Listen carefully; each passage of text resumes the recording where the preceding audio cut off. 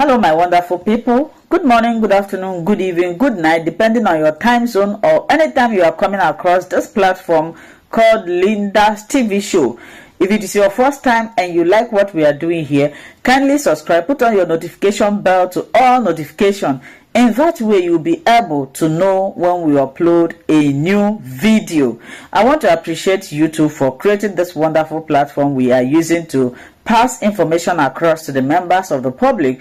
I put a disclaimer that here in Linda's TV show, we react to all forms of videos. We do not and will not promote anything misleading information, hate speech, violent, or trying to instigate war.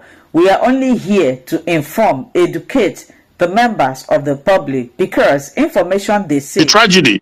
You don't do that. You don't get that in Nigeria. Yeah.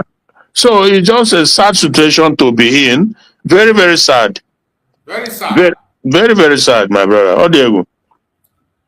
So, yeah. My brother, before we proceed, I think I have there's a video I want us to play. We will listen to that video and maybe we'll use it for our discussion and before we round up the program.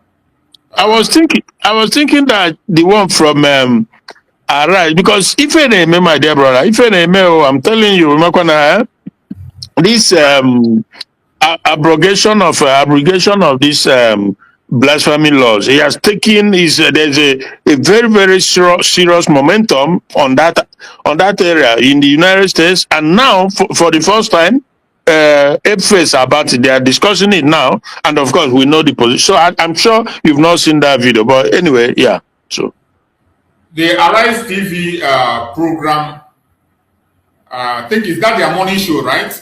Yes. The morning show. I think I saw. Let me see. I think I have the video. I think I have that video. You know what happened that I saw this morning.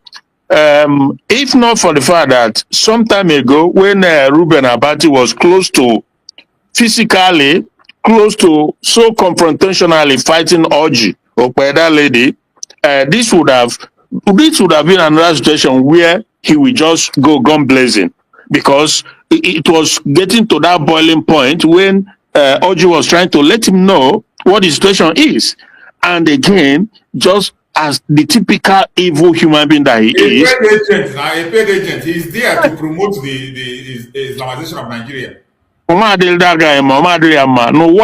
was, or it could never be where Reuben Abati is evil, pure, and oh my God. So did you see the video? Is that what you mean? Yeah, I saw the video. I'm just trying to see if I can be able to find it. Wow.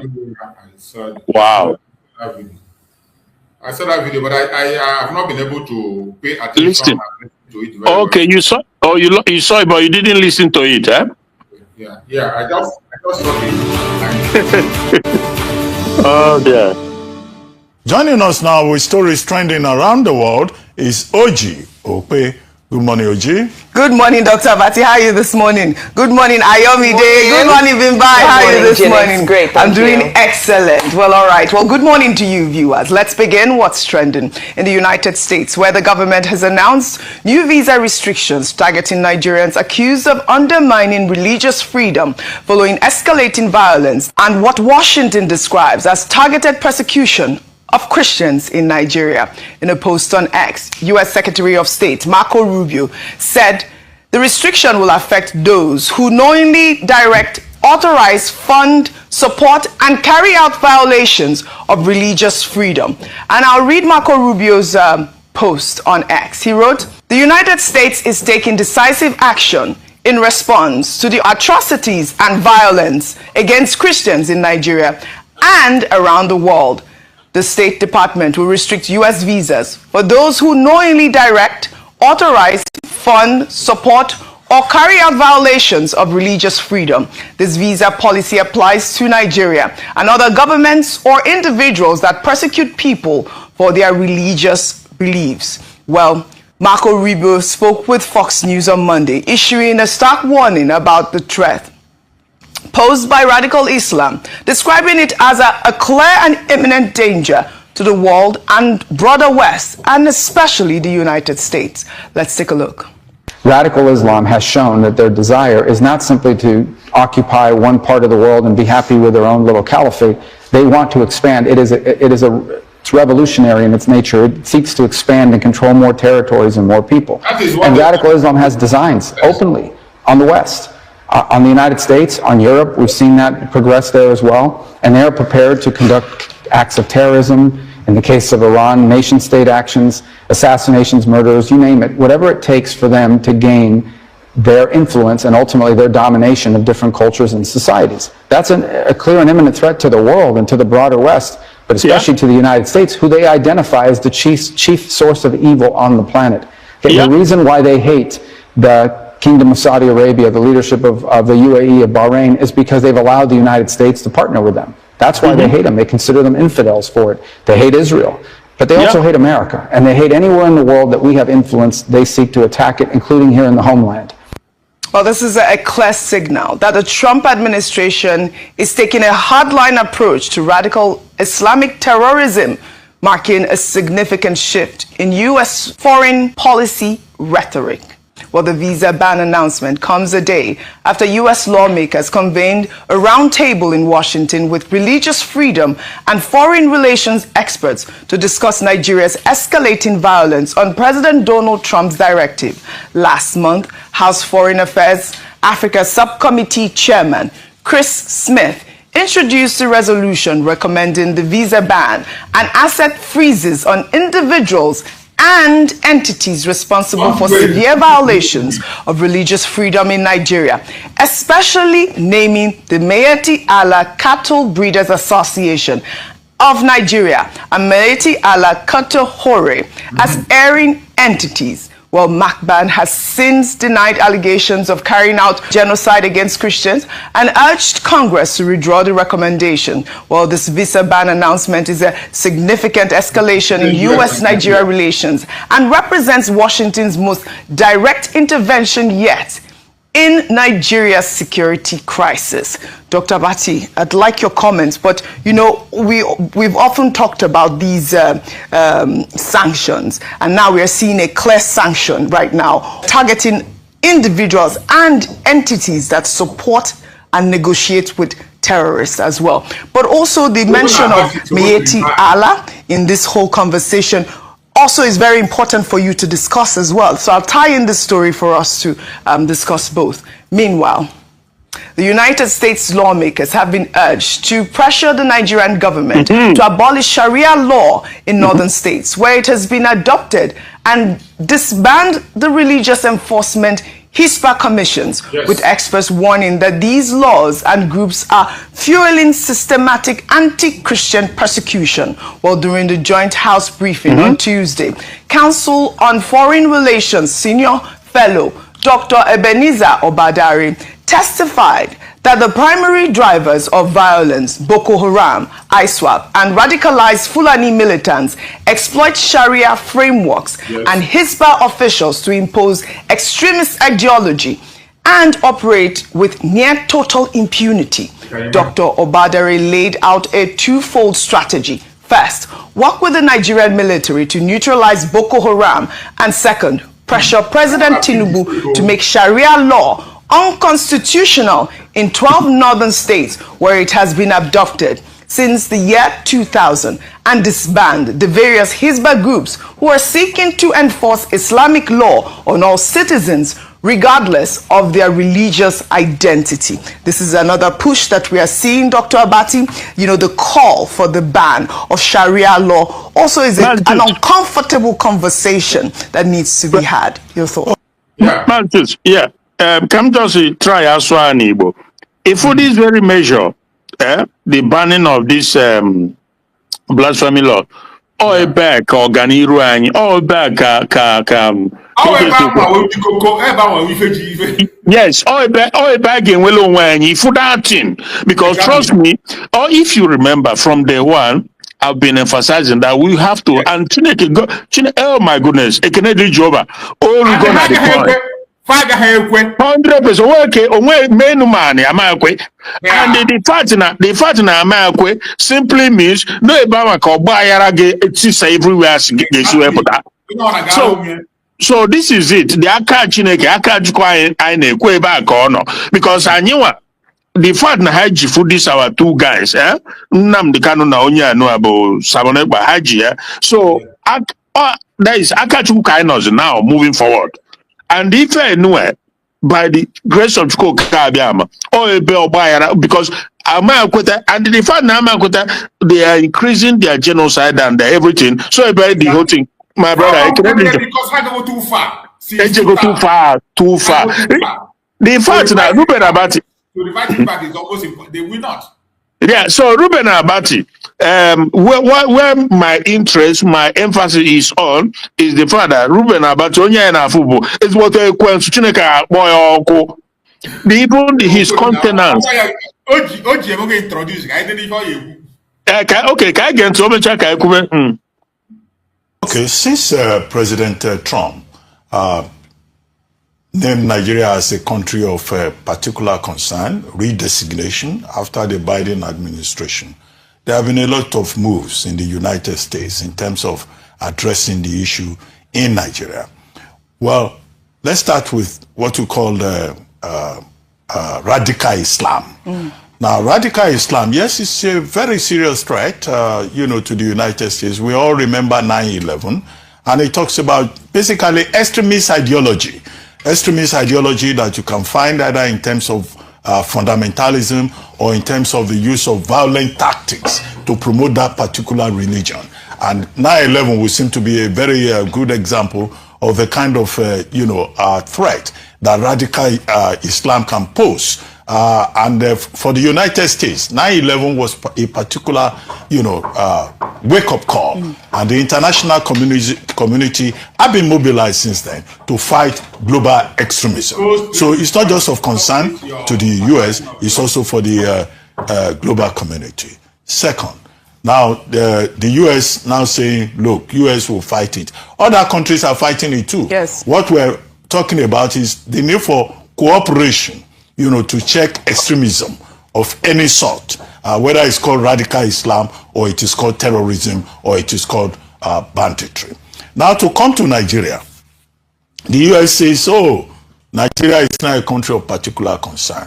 The announcement that they will restrict visas is inside the Immigration and Nationality Act, Section 212, Sub A and Sub 3C, which gives the United States, the powers to restrict visas for certain category of persons and entities.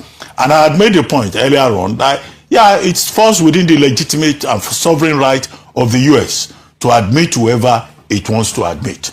It's not automatic that when you apply for visa that you'll be given. Where the problem will be is, how do you identify who these religious extremists in Nigeria are?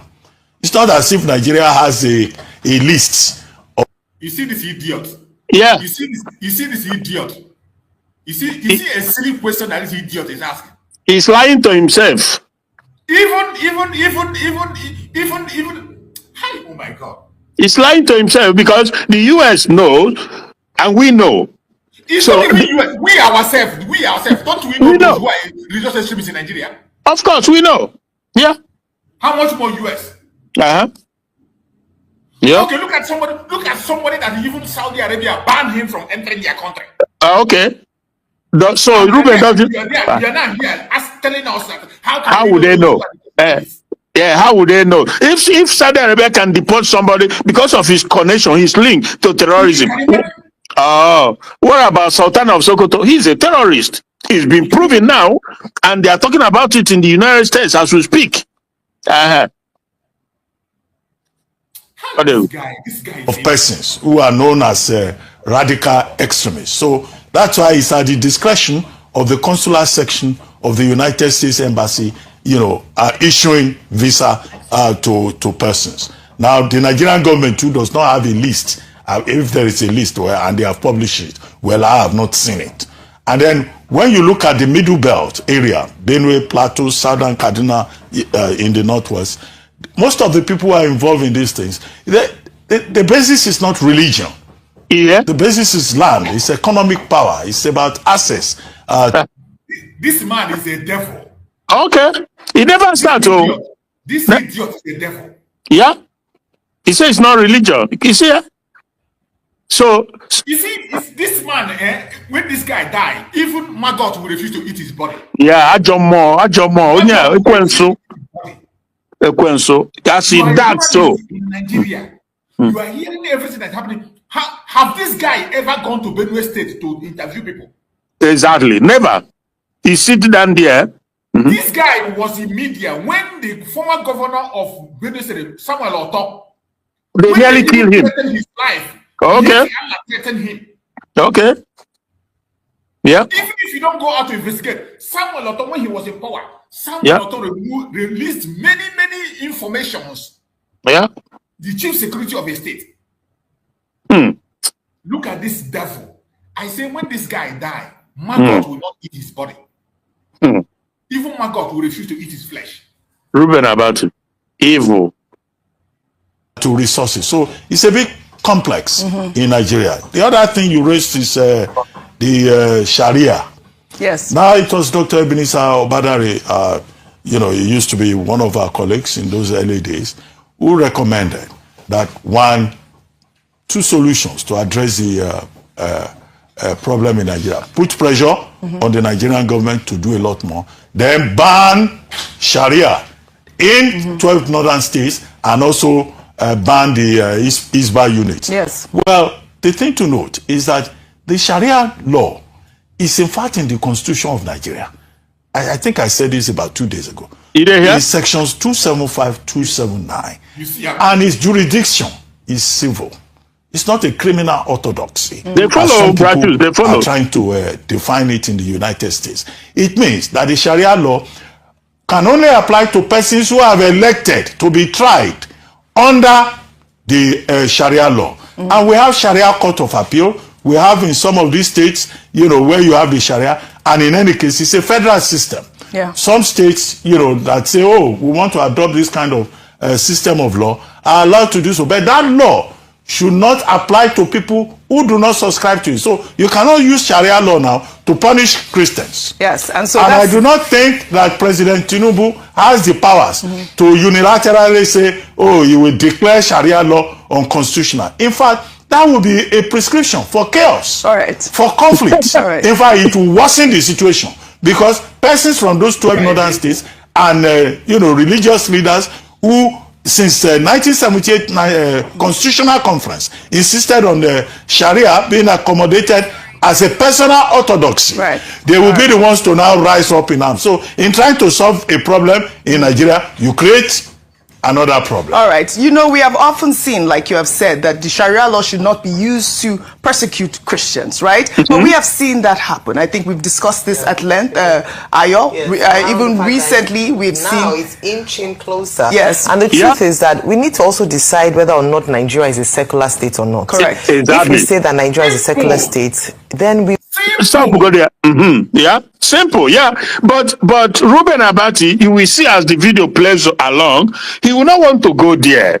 So, but this Ayo, the lady, and Oji, because the one in the middle is not a Nigerian. I think she's married to a Nigerian, but she's from one of these African countries. So you can see her body language is like, I don't want to interfere in something that, so she just stay away throughout. Now, Ayo is making a point. Nigeria is a secular state. Why would Sharia be? But Ruben, because he goes on, he's trying to prove, in other words, that it's in the Constitution. Therefore, you see, this program have actually shown the people that Ruben is working for. People that are exactly Caliphate. The Caliphate is bankrolling this guy fully. 100%. 100%.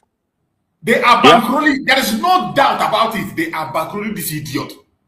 And he's saying, this is the tragedy of Nigeria. Do you know what they do? That when they want to perpetrate this evil, they will use a Christian with a Christian name, somebody who claims to be a Christian. Exactly. But in that person in the front to speak and stand and fight. But in actuality, because the thing is, Ruben Abati, first of all, he said that Tinubu cannot unilaterally abolish Sharia. Now, first of all, he's wrong about that. because the constitution of Nigeria was made clear from the get-go that it's a secular state, but somewhere along the line, they bamboozle it into the constitution. So it's illegitimate, it's wrong. And two, he said that it will, in solving a problem, it creates additional problem, there will be chaos. Well, there's chaos already. So you cannot, expect any more chaos than what is happening in Nigeria, where every day they are kidnapping people and they are paying ransom and they are buying people left, right, and center. All over Nigeria chaos is understatement. If you describe Nigeria as being chaotic, that is an understatement. Thank you. Coaches. Coaches, go ahead. Okay, I said just like this damage control where all of them they do now. Most especially this one that call himself Akpabio, and even the president of Nigeria. The appointment where they give General Christopher Musa now. Every one of us is supposed to know that is damage control. So that if all these invaders, when they're going to start this evil work, and if America talk, they're going to say, is he not Christian? He's here. That's the reason why they hand over that post to Christopher Musa. Every Nigerian, every indigenous people of Nigeria, everyone of them is supposed to be wise now. This Sharia law they are talking about, Sharia law is not even supposed to even work in any Nigeria, the whole Nigeria itself. This Sharia law, they're supposed to even cancel it out completely. This Sharia law, they're not supposed to even bring it. But this Sharia law that they have bring to Nigeria law, that is what they're going to use to destroy themselves. Because they'll not know how the whole thing is going to start. And this chaos that they are planning, you're going to start from that north. Yeah. But you're going to start from that north where they okay, brother, Reuben Abati is a lawyer, as he claimed, right? So he's supposed to know certain things, but because there are those, the caliphate that he's working for, so he always tends to, shy away. Oh, sorry. Continue, first. His job is to change the narrative. That is his job. His job is always to change and create a different narrative.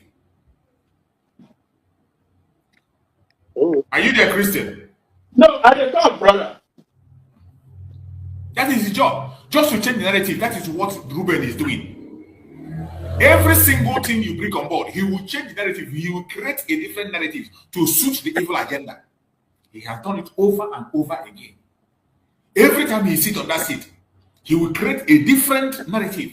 He will never allow the truth to fly. Oh, God. We cannot have religion, sports whereby we want to adopt this kind of system of law, are allowed to do so. But that law should not apply to people who do not subscribe to it. So you cannot use Sharia law now to punish Christians. Yes, and I do not think that President Tinubu has the powers to unilaterally say, oh, you will declare Sharia law unconstitutional. In fact, that will be a prescription for chaos, for conflict. In fact, it will worsen the situation because persons from those 12 northern states and religious leaders who, since 1978 Constitutional Conference, insisted on the Sharia being accommodated as a personal orthodoxy. They will be the ones to now rise up in arms. So, in trying to solve a problem in Nigeria, you create another problem. All right. We have often seen, like you have said, that the Sharia law should not be used to persecute Christians, right? Yeah. So what I was going to say is that Reuben Abati knows the concept of the Sharia law, the effect of it, what he has done, and how it came about. Because the 12 northern states that practice this Sharia law, so invariably, they've already separated from Nigeria. Because Nigerian constitution did not permit it to take place, but they were able to, the states, their governors, their assemblies, they were able to come to that agreement and decided on it. And what that simply means is that they've separated from the secularity of Nigerian constitution already.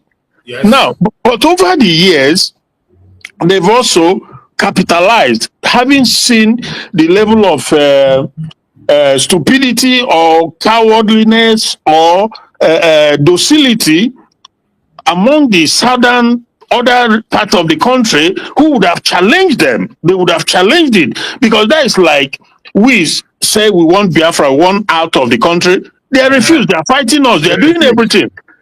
And they came together, these 12 of them, and they just did something that is contrary to the law of the country. So they created their own law and they're implementing it. So see, having seen all these things, for them now it's like, okay, they have to push the envelope even further, using that Sharia now to advance it, and hoping that they not just impose it in order. They even want to remove the Nigerian law and begin to implement that one. They want to abandon the Nigerian law completely. Exactly. But the thing is that is from the beginning. That's where they would have fought it off. Tell them that no, this is unconstitutional. This is absolutely unacceptable. And if they have to fight them, they have to fight. Then if the country has to break away so that they have it, because you cannot, it's just crazy. You know, this thing has been analyzed. And thank goodness, thank you, Kabiama, that this is the point where truly everything is gonna now here it goes scatter. Because if you remember, I've been saying it for some time now. When this whole thing started, that if that button is pushed, that Nigeria go end, because America will not go back on this. They must you have to you have to explain to me how two people are in a game, maybe we are playing a game, and the rule is that you will have 11, I will have 11, but somehow you went about and get like 14 while I have 11. That is not 11 playing field. That is, so that is the thing. But let's watch and see what happens to Ruben Abati and this lady Orji trying to correct, yeah.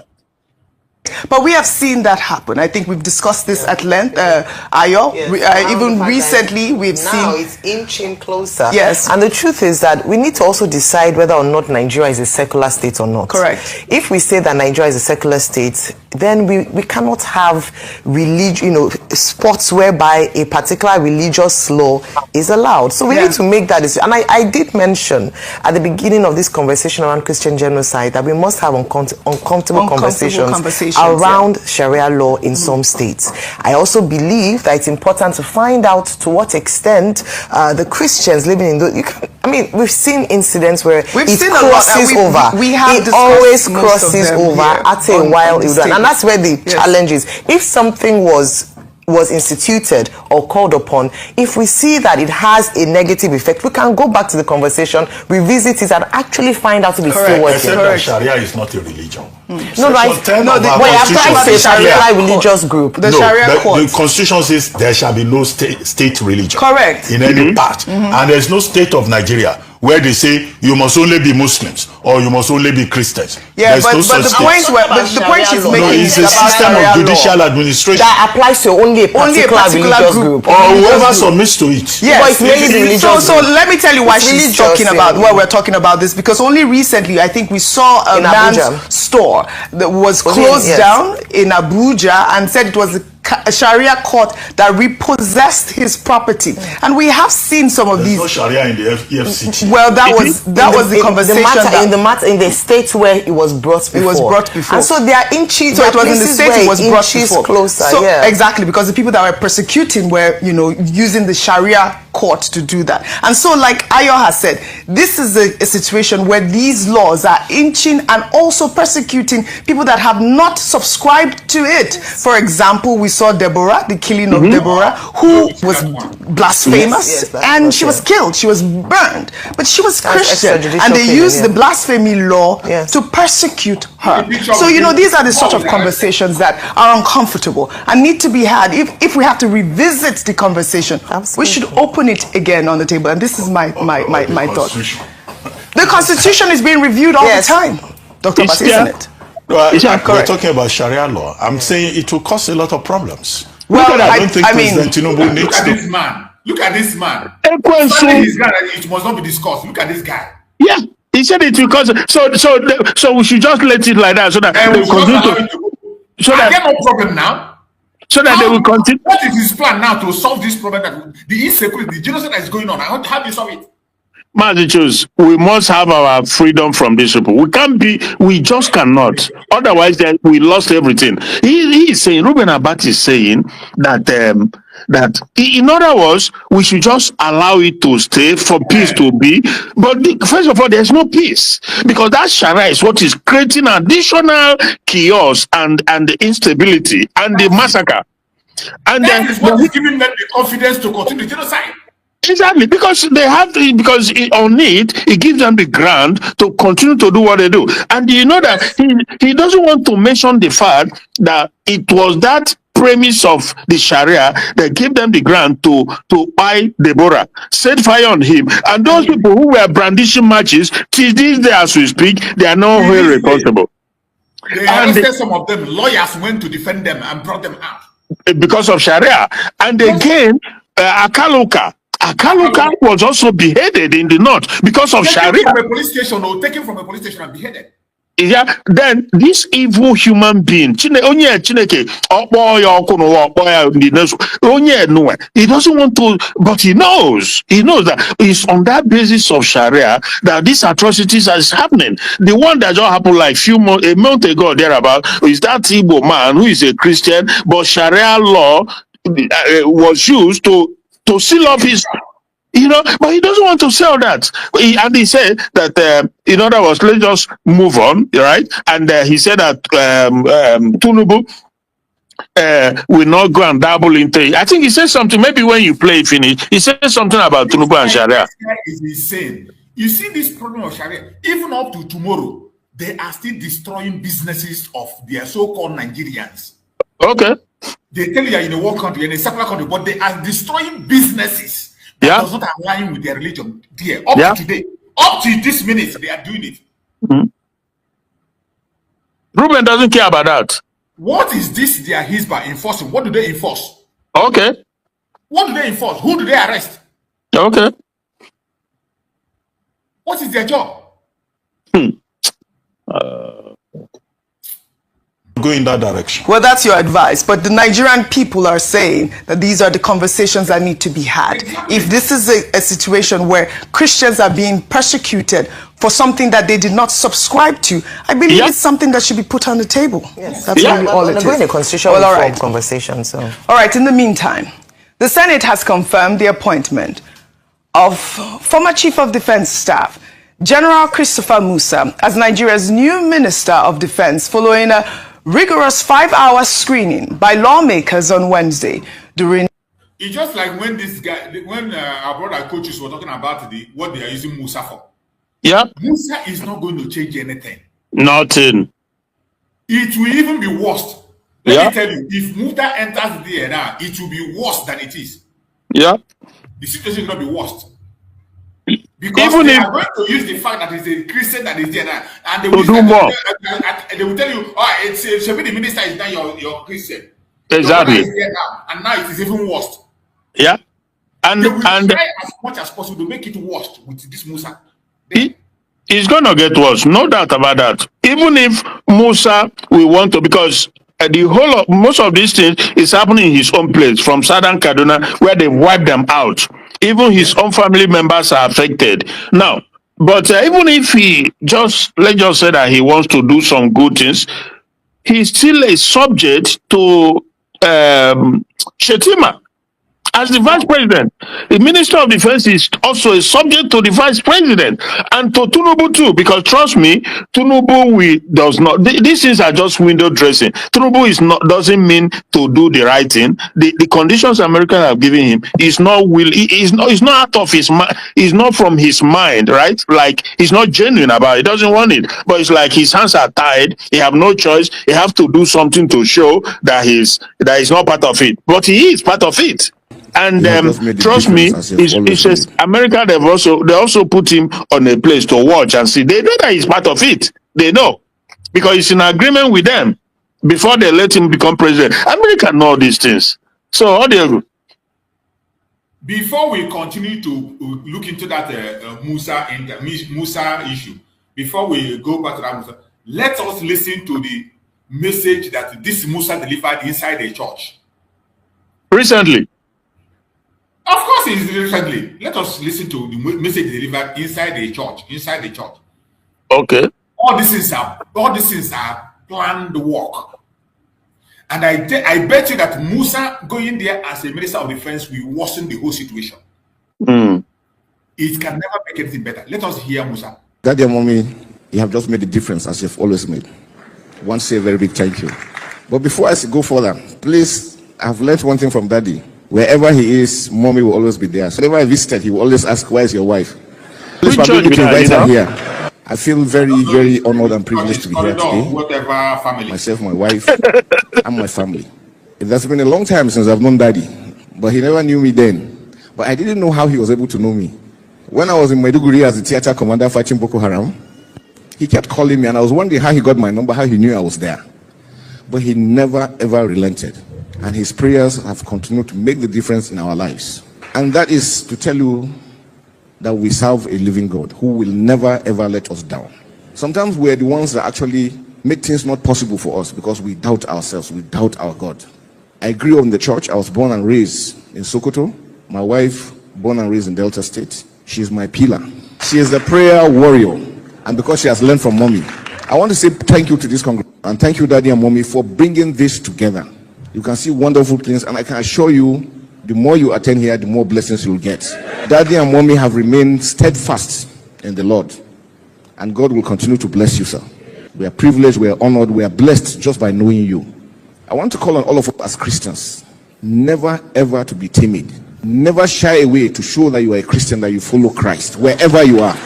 I've seen people, because they want higher places, they tend to hide, shy away from God. Remember, the Lord Jesus said, if you are ashamed of me, when we get there, your name will not be in the book. We serve a living God that will never ever let us down. I want to appeal to all of us to love ourselves, love our country. We're going through challenges. It's not only in Nigeria, and I want to assure you that God Almighty loves this country and will never let this country go down. The Sahelian region and West Africa is facing unprecedented challenges by the jihadists, and they are hell-bent on taking over. I want you to pay attention to that word he used there. You see, when you listen to what this idiot Abati is talking, then you pay attention to the word that this man used there, the jihadists. This is the man they made the defense minister, former chief of army staff. He called them by what they are. He called them by what they are. And when you hear him make this statement, then you go back and listen to this idiotic argument that Abati is making. You will see that Nigeria is not going anywhere. There is no way you can stop this jihadist without removing this Sharia in Nigerian law. If you cannot stop Sharia, there is no way you can stop the jihadist, as he called them. You can't stop it. And for him to have the confidence to mention that word inside this church, if you can't wake up, you will never wake up again. There's no way you hear this kind of a statement from this man. What did he say? You will still fight against removal of Sharia. I want us to hear this statement again from him. Almighty loves this country and will never let this country go down. The Sahelian region and West Africa is facing unprecedented challenges by the jihadists, and they are hell-bent on taking over. God will... Did you hear it? Yes. The jihadists are hell-bent on taking over. Yeah. This is a very direct information. If you like, take it. If you don't like, take it. It's up to you. It's also, I think it's also like a direct challenge to the jihadis, the Fulanis, the Caliphate, don't you think? It is. Because I'm telling you that he's putting him there will not change anything. It will worsen the situation. Oh no, they will take him out one way or the other. Yeah. They will take him out. When you hear this statement, you will be scared of the man's life for that position they gave him now. Yeah, that's for sure. He should be where in appointment and traveling with his aircraft. When they will tell him come here, He just like to carry rats, put in the midst of cats. That is exactly the thing that happened to this man now. If Tinubu himself can tell you that he will not reveal his blueprint because if he does, they will kill him. You remember? Tinubu said that. Yeah. Okay. So if Tinubu, who is the so-called commander-in-chief, can be so afraid of these jihadists, this caliphate, how much more you, who is a defense secretary, they will just, take you out. The brigadier general they took out, you see what happened. So, yeah. Why I played this video is that language he used. He called them by their name. Yeah. Mm-hmm. Inside the church, he called them by their name. Yeah. It's not like people who tell you bandit, and bandit. He used the right word, the right language. And they will not like it. They will not like it. The Sultan. The same thing that Donald Trump did. Yeah. He used the same language, the right language. Yeah, it clearly shows too that they must have been using him in the past or even now, but he knows what is going on. He understands. The caliphate, the Sultan, the El-Rufai, and those people, they will never like that language that he used. Exactly. Unprecedented challenges by the jihadists, and they are hell-bent on taking over. God will never allow them to succeed. But we need our prayers. As Christians, we need to pray consistently and ceaselessly to ensure that this country remains one and the same. This is a blessed country. Everybody in the world knows Nigeria is great. And some people are not happy Nigeria is still standing. If you remember, not long ago, 2015, some people... Yeah. After speaking the right word, it won't begin pain down. Transfer to international communities. Now, the one causing your problem. Exactly. Well, we know as somebody who is inside the government, he don't pass the message where he won't pass to you about the real problem. He mentioned it. It is up to you to be able to digest it. If you can't digest it, it's up to you. Exactly. He has done his own part by using the right language. That is the key. That is why I played this video. That language he used. That is the only thing I saw from this video. That language. So everything he's saying is left for you to listen and do what you have to do. Taking over. God will never allow them to succeed. It's not only in Nigeria, and I want to assure you that God Almighty loves this country and will never let this country go down.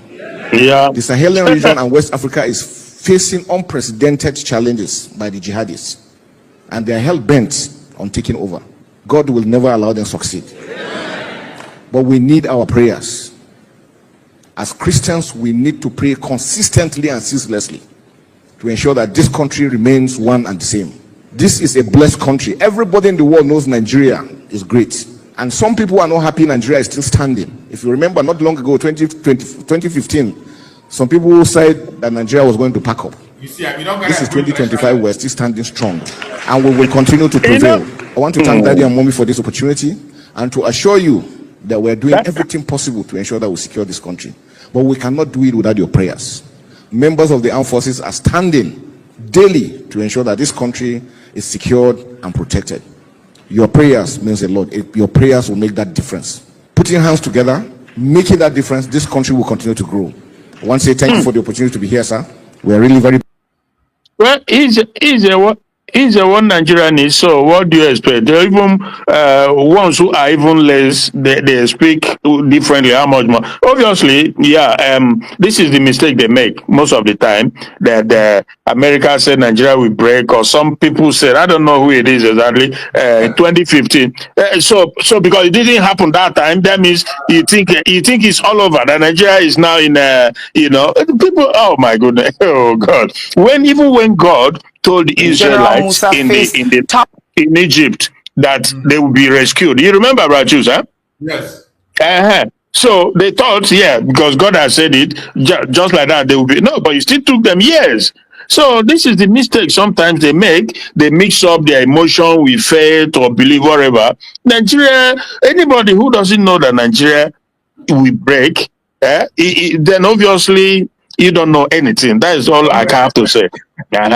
That's all I have to say. You can see the implosion. So what do you think is going to happen? You think that this Sharia law, or you think that these Northerners, these Islamic fundamentalists in the North, with all their resources, everything, you think that they've been on this trajectory for decades to take over Nigeria? Or you think they will just give up now? Or you think that the Western world, America in particular, will just let them to continue to slaughter Christians? Even himself doesn't know what is going to befall him, because now he's a target. Trust me. Musa now is a target. Commodore Omowumi said they will never stop. Okay. They will never ever stop. Of questions on recent security lapses, including the withdrawal of troops from Government Comprehensive Girls Secondary School in Maga, Kebbi State. General Musa assured the Senate that he would immediately set up a full-scale investigation into the troop withdrawal once he assumes office, and vowed to probe the recent killing of a brigadier commander in Borno State, Brigadier General Musa Uba, and other attacks targeting military officers. Well, during the screening, General Musa also declared a hardline stance against negotiating with criminals, stating that such negotiations compromise national security. Let's take a look. No one individual can do this together. We must work. So it says no to negotiation. There is no negotiation with any criminal. And I think that should be made very, very clear. We are working together. We're going to work together with the NSS office to ensure that states don't adopt such things, because those things compromise security. And to tell those that nobody, if you negotiate with them, they will never abide by it. It's just a moment. When they do that, they want to buy time to buy more arms, and then they were going to come. And we have seen it repeatedly. There are even localities that have done that. They still come after them. So, sir, it's a total ban on that, total ban on illegal mining. Well, the screening session saw moments of tension when Senator representing Niger East, Sani Musa, suggested that General Christopher Musa be allowed to take a bow and go, prompting protests from lawmakers before Senate President Godswill Akpabio intervened firmly, rejecting the suggestion, stating that Nigerians deserve to hear from General Musa at a time when security concerns remain high. He cited pressure from the United States over security concerns in Nigeria, stating that even Donald Trump is on our neck. Let's take a look. We are not asking him questions because we don't like him. We're asking him questions because our constituents would have loved to ask him questions at a time like this. So if we come here and we do politics of bow and go, this is not a period we should say bow and go. Even Donald Trump is on our neck. We have not yet asked him what his response will be to Donald Trump. Sovereignty. The President of America. Yeah, they said they get sovereignty. Yeah, not just anybody. Chief of Defense Staff, a nominee for Minister of Defense of a country. Yeah. And you stand up and say you should take a bow and go, with so many questions on the mouth of Nigerians, with over 200 Nigerian children in the bush, kidnapped and being tortured. His appointment is heralded all over Nigeria with happiness, because Nigerians believe he has something to offer. Give the man an opportunity to give Nigerians hope.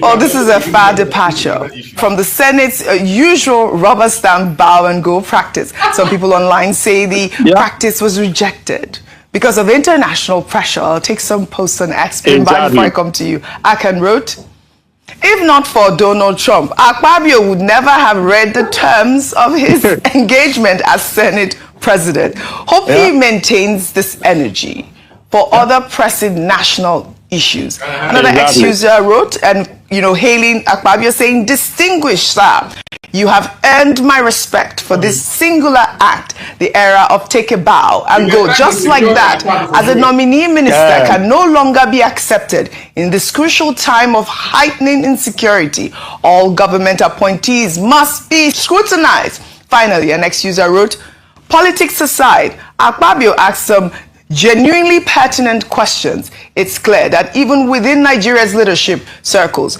there is an awareness of the pressure coming from the United States and a need to respond thoughtfully. And also in the meantime, speaking about, General Musa and, the zero tolerance on negotiations with terrorists, the House of Representatives on Wednesday called on the federal government to reveal the financiers behind terrorism and banditry in Nigeria. The House resolved that the people backing kidnappings and banditry in the country should be named, sanctioned, and persecuted, while also stating that all terrorism-related persecutions should be open, expeditious and transparent. The lawmakers also demanded that the federal government open a new special court specifically dedicated to terrorism, banditry, and kidnapping. These are all the right moves in the right direction. We've always called for these people to be named and shamed. Now the lawmakers are even calling for a special court for the prosecution.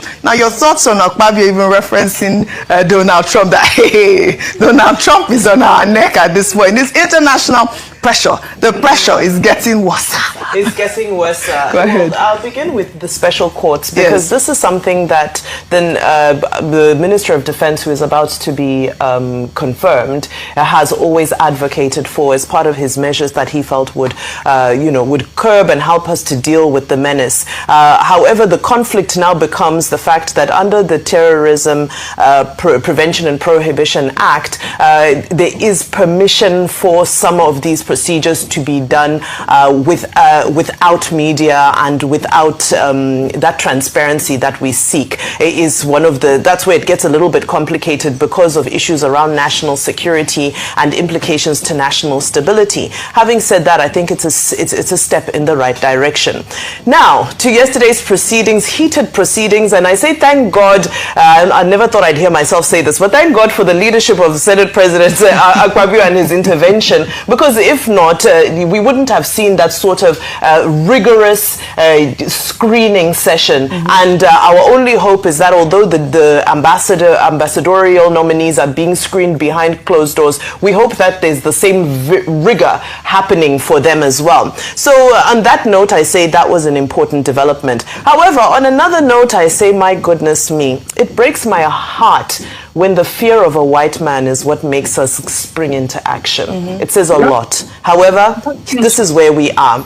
A Caucasian across the Atlantic has issued a warning, and we, like good blacks... A Caucasian across the Atlantic? Yes. And we, like good blacks, are now terrified. The United States president, the most powerful man. Listen, there are several presidents who have stood up to past American presidents. However, there are genuine issues. And I think this is what we should focus on. Right, is that although we can't, I don't want to kill the messenger because I have a problem with the messenger, but it's okay. We're here now, and it's unfortunate that it wasn't the voice of the constituents, the voice of the Nigerians who are dealing with this menace day on, day out, that sprung our people into action. That's why I made reference to the gentleman across the Atlantic. However, having said that, I'm not a Trump fan, but I'm an African first. I'm an African first. I'm an African first. Good, I like fantastic responses. I always want to play down on that is one of the things they are paid to do.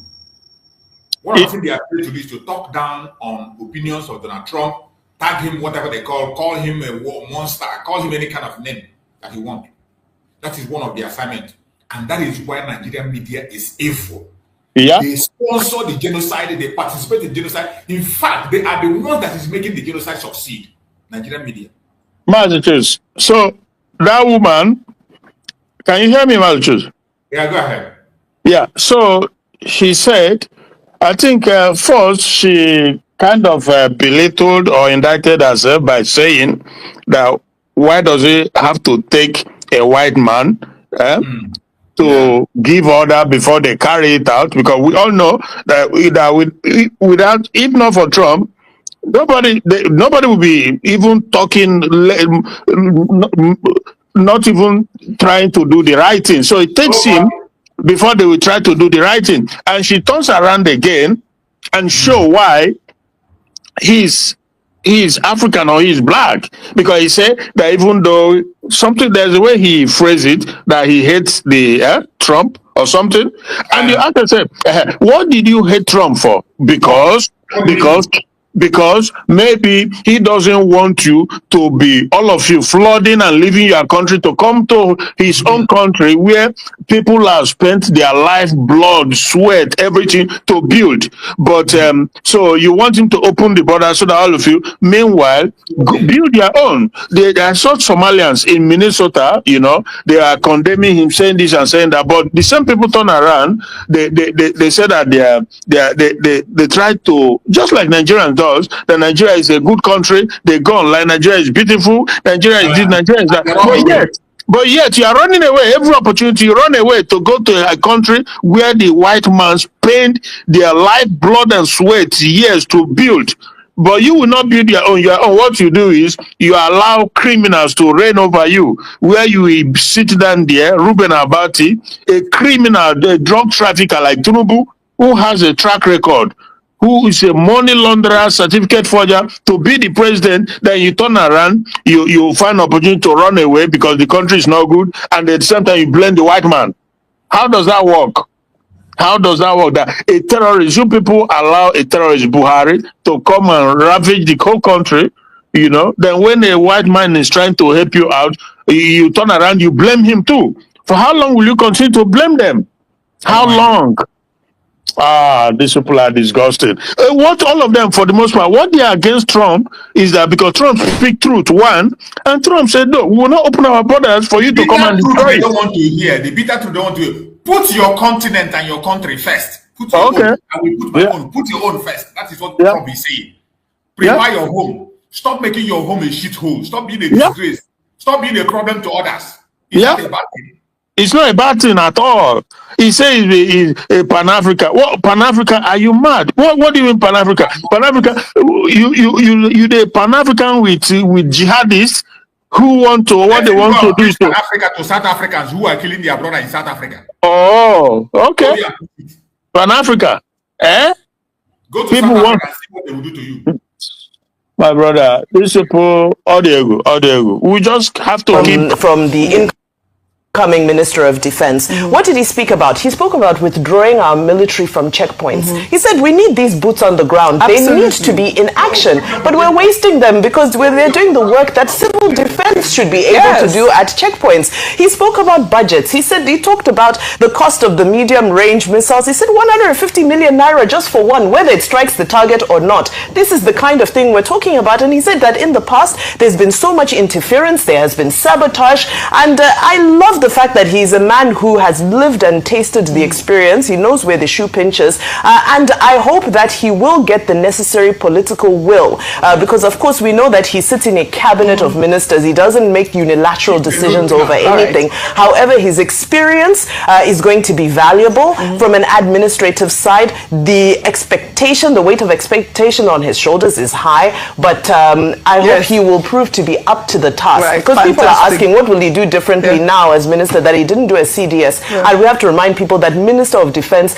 is a much more influential post. I'm speaking well. I'm speaking about that. He has to now deal with Bello Metawali, whose topic we discussed earlier yesterday, who, you know, I think is slightly, or not, I wouldn't say slightly, absolutely different from Musa, who say no negotiation.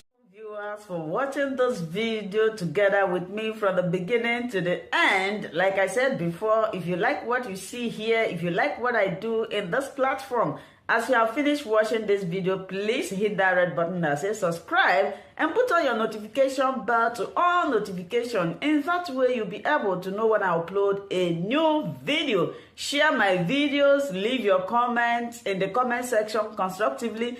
Until I meet your way again in my next video, I still remain your Linda's TV show. Bye-bye.